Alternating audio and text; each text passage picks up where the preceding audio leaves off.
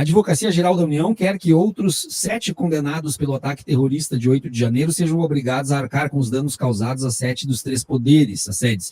O órgão ajuizou novas ações e pediu ao Supremo Tribunal Federal para que determine que os envolvidos arquem com os prejuízos ao patrimônio público.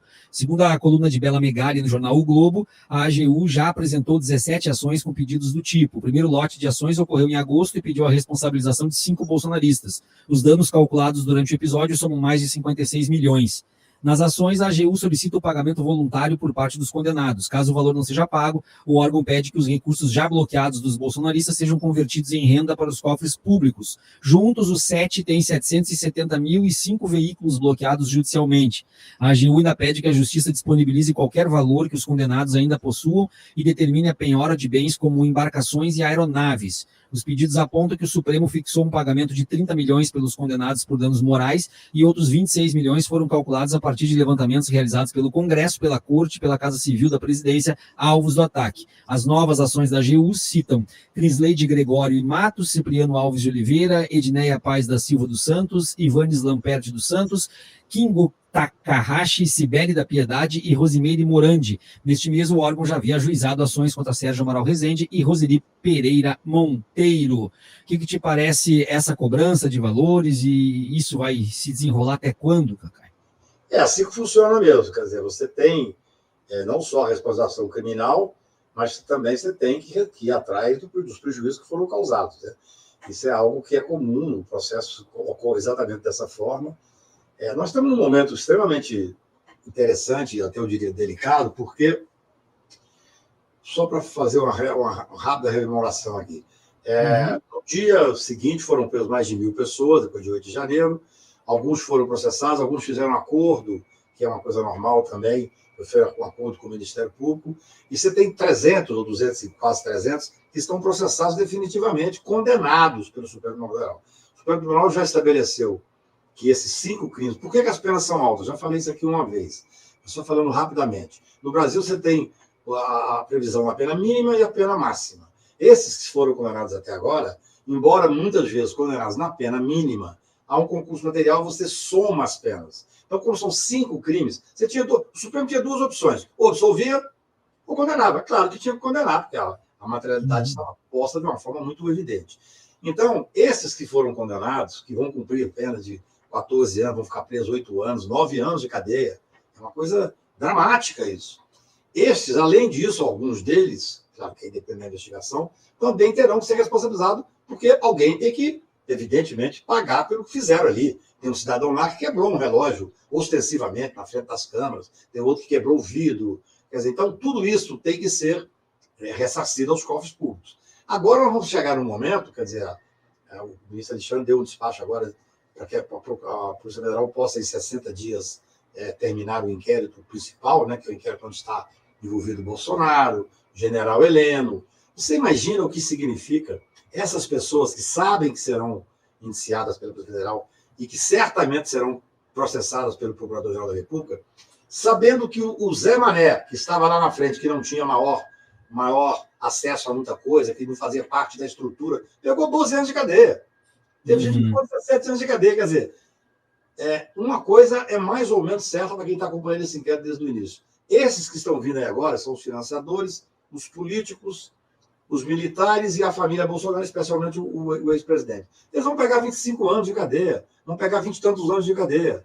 Então, assim, além da responsabilidade evidente que você tem também para fazer o ressarcimento. Vocês devem ter visto que hoje saiu uma matéria agora à tarde de que o Bolsonaro pediu ao Supremo Tribunal para que pudesse ter acesso aos investigados, alguns que estão sendo investigados ali, e também que devolvesse o passaporte. Tudo isso foi negado, porque nós estamos chegando numa hora em que é necessário que a gente tenha um fim nesses inquéritos.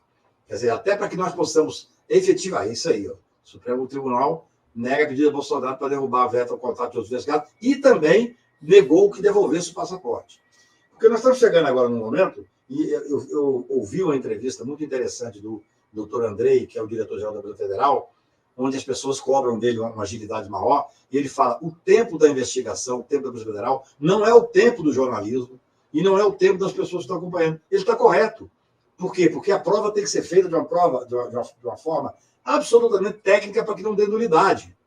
Então, assim, só que mesmo esse tempo, não sendo o tempo do jornalismo, não sendo o tempo daqueles que estão acompanhando, tem que ter tempo. Quer dizer, tem uma hora que você tem que dar um basta na investigação. Até porque esse despacho do ministro Alexandre, agora dando 60 dias para terminar a investigação, é uma conquista que a advocacia teve junto do judiciário nos últimos tempos. Mesmo o procedimento de investigação, ele tem que ter um tempo, porque a investigação por si só, esquece esse caso aqui, que é um caso que realmente mobilizou o país. Mas qualquer investigação criminal, ela é, de alguma forma, uma espécie de uma condenação acessória. O cara que está sendo investigado é uma angústia permanente, gente.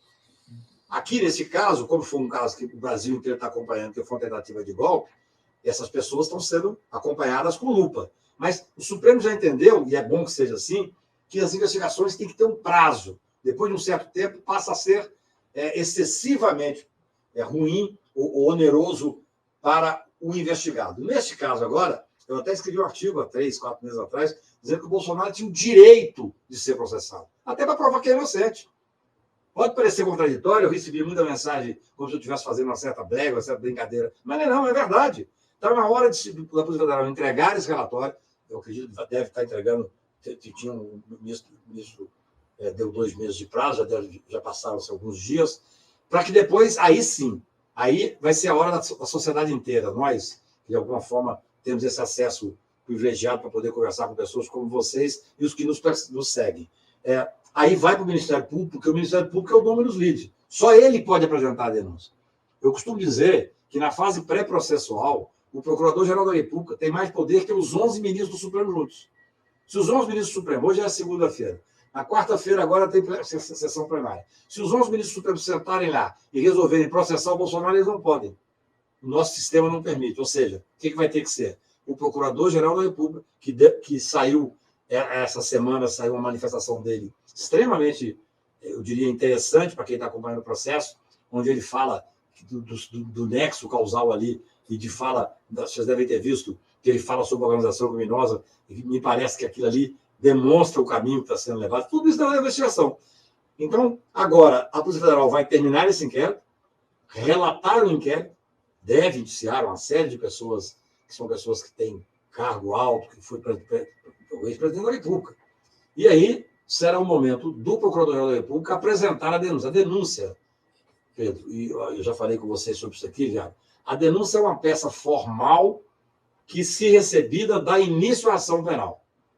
Hoje, o Bolsonaro, por exemplo, não é réu em ação nenhuma. Ele não tem uma denúncia. Porque as pessoas falam denúncia de uma forma assim, sem compromisso. Não, apresenta uma denúncia, não. A denúncia a qual estou me referindo é uma peça formal assinada pelo Procurador-Geral da República, no caso específico, ao Supremo Tribunal, que vai se reunir e vai receber a denúncia. Recebida a denúncia, aí nós temos que essas pessoas viram réus e vão responder o processo penal. No processo penal, Pedro, que nós não podemos esquecer, que já tem quase 300 condenados pelos mesmos fatos. Quer dizer, a materialidade já não tem nem muito o que discutir. Agora é questão de comprovar a autoria, porque que o golpe foi tentado, o Supremo já disse isso em mais de 300 processos. Agora é saber quem participou com o quê, qual foi a ação de cada um. A materialidade está posta, agora é discutir a autoria e, evidentemente, julgar. Nós precisamos mudar esse assunto, nós precisamos mudar essa página. Nós não podemos ficar indefinidamente, como infelizmente nós ficamos no caso da pandemia, onde nós cobramos reiteradas vezes e não houve nenhum processo penal importante naquele caso. Não está ainda liquidado, porque, evidentemente, quando no direito penal, se o Ministério Público pede o arquivamento e o processo é arquivado, ele só pode ser reaberto com fatos novos. Mas na pandemia tem uma enormidade de fatos que não foram arquivados, que simplesmente, à época, o doutor Aras disse que não tinha condições, dado a dimensão da investigação, não tinha condições de levar adiante, mas eu acho que tem que levar. Ainda que seja necessário reabrir aquilo lá que não foi devidamente, especificamente arquivado, porque nós devemos uma satisfação a pelo menos 700 mil famílias que perderam seus entes queridos. Veja só que situação, nós estamos aqui falando de uma tentativa de golpe de Estado, na expectativa de dentro de, no máximo, um mês, ter um relatório contra essas pessoas que são os verdadeiros responsáveis, mas já também tentando lembrar aquilo que não foi feito lá atrás. Porque, senão, nós teremos aquilo que eu chamo de poderes imperiais novamente exercendo na mão do Procurador-Geral da República. Quer dizer, o doutor Andrei, que é o diretor-geral da Federal, através dos seus delegados escolhidos, vão apresentar um relatório. Esse relatório vai para o Procurador-Geral da República. A partir daí, do meu ponto de vista, não há o que fazer, tem que denunciar, porque é exatamente o mesmo contexto. Agora é a questão apenas de comprovar a autoria de cada um. Só isso. A materialidade está absolutamente decidida com mais de 300 condenados.